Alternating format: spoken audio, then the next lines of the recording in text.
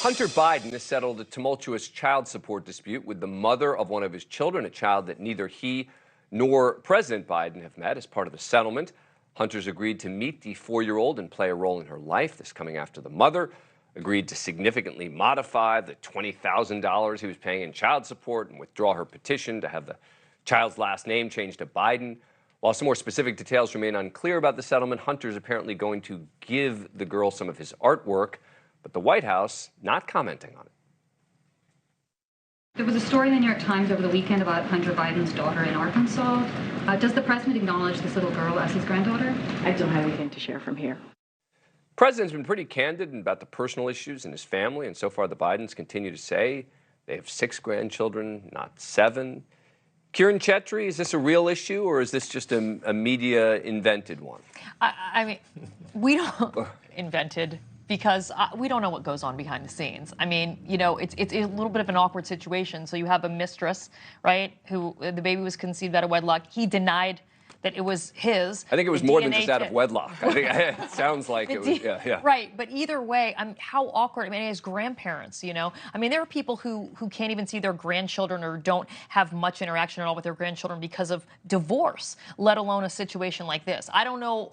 I don't have, look into exactly what's going on, but I understand why there might be some reluctance. Scottie Nell Hughes, the conservatives love to talk Hunter Biden at any point, at any chance, and I'll get criticized for even doing this segment. But I think it is an interesting topic, this question of from the podium, should the press secretary, should the Biden administration, who talks so much about his family and how important his family is to him, be addressing this? Dan, it's interesting you say that. I think this is an excellent opportunity for Joe Biden to actually appeal to a lot of conservatives by bringing this child and say, listen, I'm not going to answer for my son's sins or the things that he did, but I will definitely take responsibility and help out. This child does not have any responsibility for what his mother, his father, and what's going on between them. But this has still got my blood, my DNA, and even if it didn't, I would still welcome them in and love them. But they are missing that opportunity. I just think, again, it's just awkward.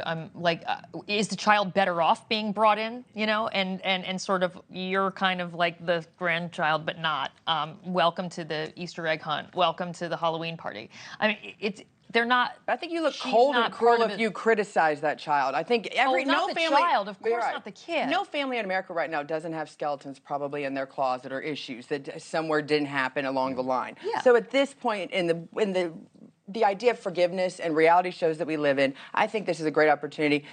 Continuing to deny it, only putting up 6 stockings like Jill Biden did at the White House is a major mistake. 20 seconds. I agree with Scottie. I think that Biden will probably by next week acknowledge his child, and conservatives will have to find a reason to hate him for it. Yeah. Thank you for watching. Go to newsnationnow.com to find News Nation on your cable provider.